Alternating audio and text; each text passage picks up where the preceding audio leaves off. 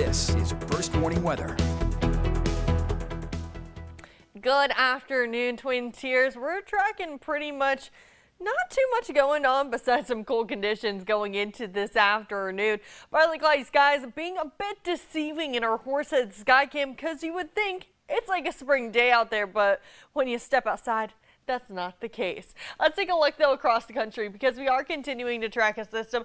I mentioned this morning that is bringing snowfall to parts of the south. Here's that system right now exiting parts of Texas, pushing into parts of Louisiana, and actually going to head eastbound, impacting much of these states. And we're actually going to see snowfall even going into parts of the Carolinas tonight and into tomorrow. But like I mentioned, here, where is winter? Well, the temperatures are definitely feeling like winter, but again, not really seeing that snowfall that usually corresponds with it. So we're just looking at some partly cloudy skies this afternoon, but due to that cold weather, that's really going to be our headline in terms of weather going into the next couple of days. Cold weather advisory is in effect until noon Wednesday, and it's really going to be for wind chills that will drop down about 15 to 20 below zero, and in some cases, especially in the higher elevations, could be as cold as 25 below zero. Let's take a check in on those temperatures into your noontime. We're mostly sitting in the single digits, and some of us are getting into the teens this afternoon. 4 out in Germania, 9 in Corning, 13 in Ithaca, and 10 in Towanda.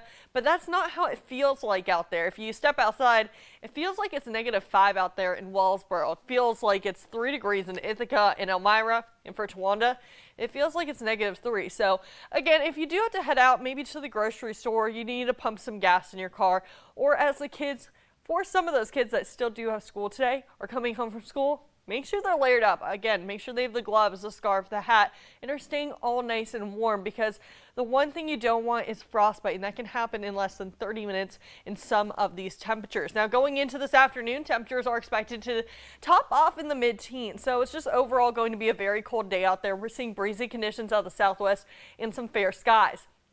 Tonight is when things are going to get even colder. We're talking negatives across the Twin Tiers, but again, it's that feels like temperature that's really going to play a key factor going into tomorrow.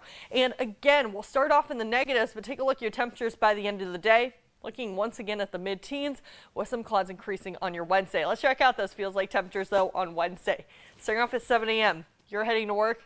The kids are heading off to school.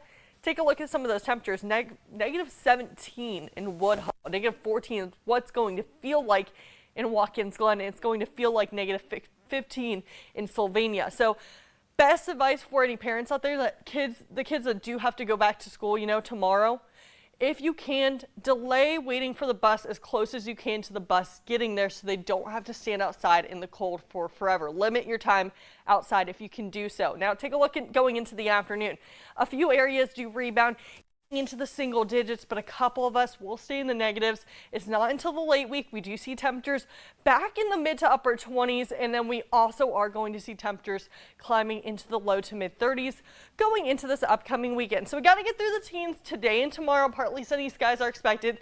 The fair skies really continue through the end of the week with that warming trend, and then we're starting the weekend off dry before a weak system does pass through on Sunday. That'll bring the chance for snow showers our way before some drier conditions move in on Monday. But